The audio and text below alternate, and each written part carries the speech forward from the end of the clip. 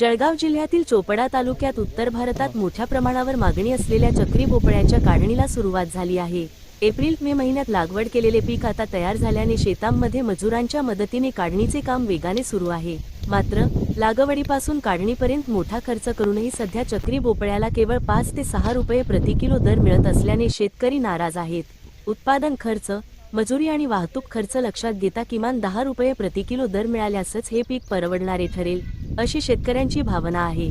संभाव्य तोटा भरून काढण्यासाठी अनेक शेतकऱ्यांनी चक्री भोपळ्यासोबत आंतरपीक म्हणून मक्याची लागवड केली असून मक्यातून काही प्रमाणात आर्थिक दिलासा मिळेल, अशी त्यांना अपेक्षा आहे। पाहूया या संदर्भातील हा विशेष वृत्तांत।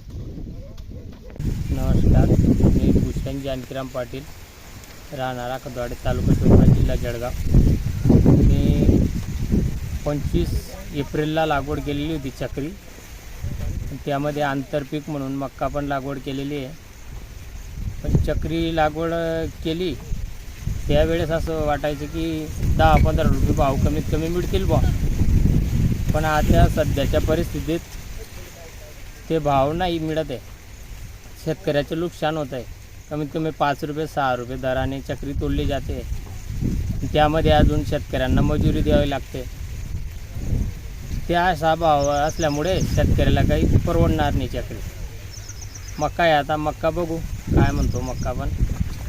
म्हणजे अशा पद्धतीने शेतीचं हे नियोजन आहे। आणि ते उन्हाळा थोडा लेट झाला त्यामुळे माल बी थोडासा उशिरा लागला त्याला। पावसाळा लवकरमुळे थोडासा हे फरक पडला असता।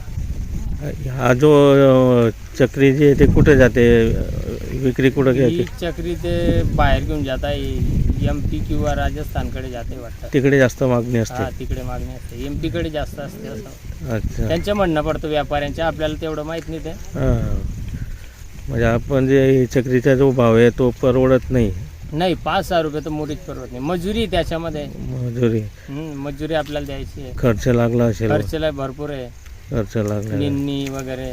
बरोबर। पण ते आपण टरबूजच्या प्लॉटवर घेतलंय म्हणून आपल्याला ते बेड वगैरे ते काही तो खर्च लागला नाही। टरबूज काढून त्याच्यावर टाकून दिलंय आपण हे। बरोबर। मका आणि चक्री जर याचं चक्री आपल्याला फक्त निंदणी वगैरे आणि वॉटर सोल्युबर वगैरे बस एवढा खर्च आलेला आहे। पण या भाव मजुरी चालली जाते ना, त्याच्यामधून मजुरी जाते, कट्टी जाते, आणि असा भाव असला तर ते परवडत नाही। जर याचा तर जर आपल्याला ना पाणी मिळालं तर मक्यामध्ये मिळू शकतो? मक्यामध्ये हा, मक्यामध्ये ते बघू, मक्याचे बी जरतरचा प्रश्न आहे तो। म्हणजे आंतरपीक आपल्याला कुठल्या दोघांपैकी एक कुठलं तरी तारू शकतं असं? हा, कुठलं तरी एक, नाही तर मग दोघं मिळून थोडं थोडं अच्छा येऊ शकतं। किती आहे पूर्ण हे क्षेत्र? 4 बिघा क्षेत्र आहे पूर्ण। पूर्ण चक्री आणि मका टाकलेला? 10 फुटावर चक्री आहे, 10 फुटावर मक्का आहे। धन्यवाद।